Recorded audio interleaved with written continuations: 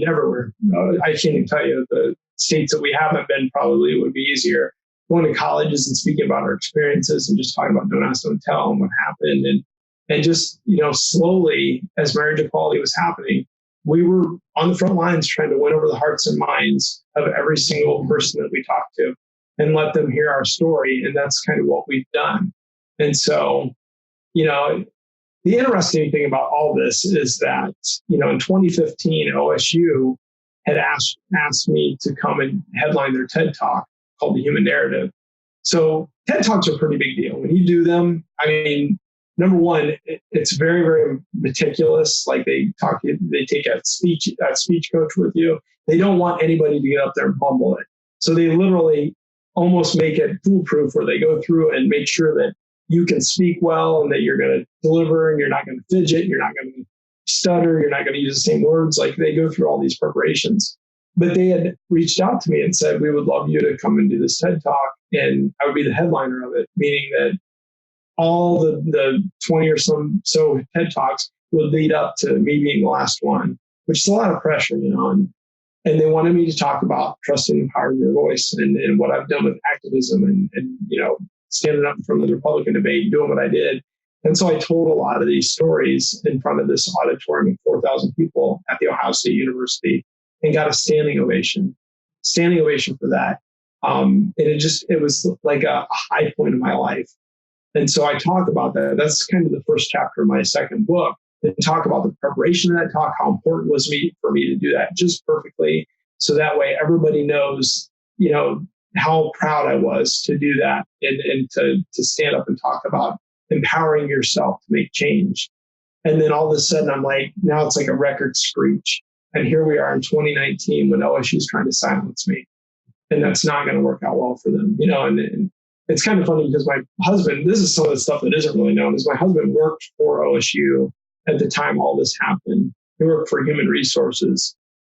So he was actually working for the people that were impacted and making all the decisions about Strauss. And so immediately he went to his boss, who's the head of Human Resources, and said, hey, I just want you to know that my husband's involved in this. And he was one of the people that's affected.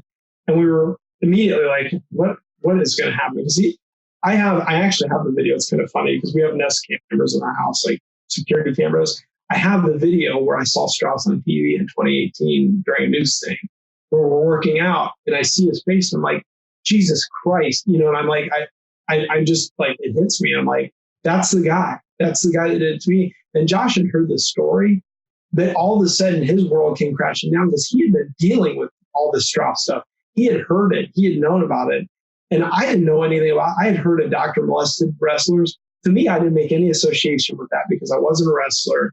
I never remembered Strauss's name, but I would never forget his face. So when I saw his face, that's when I told Josh, and Josh was like, this is a big deal.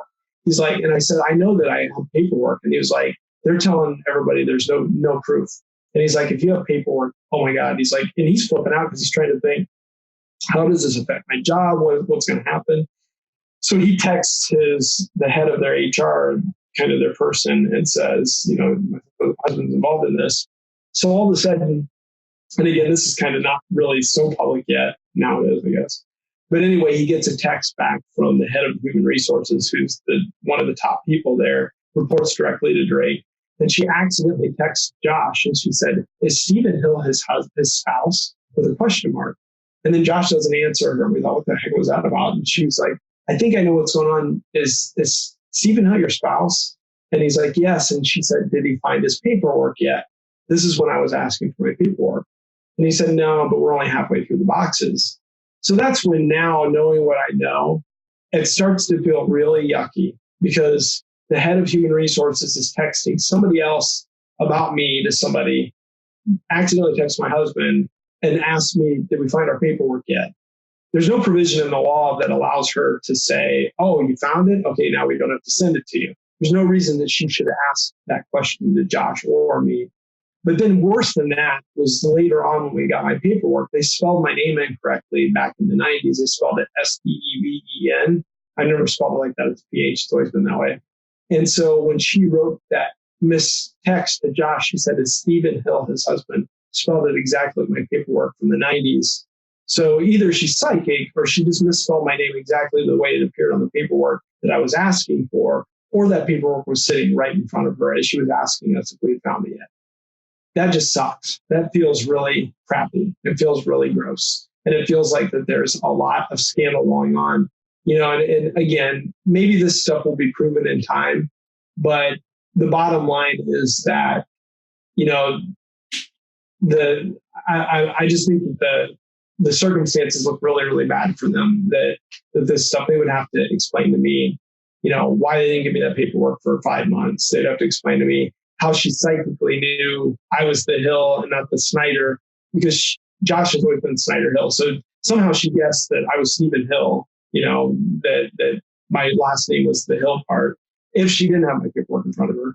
So if they were as transparent as they were telling the public they were, and they had nothing to do with anything with the investigation, and that was all Perkins Coie, and they were just having them do all the work, and they were hands off, there's no reason she should have known my name, Stephen Hill. She should have known it. She wouldn't have known if I was the Snyder or the Hill. The fact that she nailed my name exactly like it was on that paperwork from the 90s makes me think it was sitting right in front of her. And I just think that leads a whole level of shade that OSU would never want people to think about, is to think that the head of their human resources had my paperwork sitting in front of her asking me if we had found it yet. Feels really dirty. Well, I've always worked for big organizations and big corporations. One of the things is that when there's a thing or there's a scandal, there's a lot of coordination that's happening with the legal team, PR, business leaders. So they're crafting messaging, very deliberate decisions on what's going to leave the doors, what's going to, make it out to the public.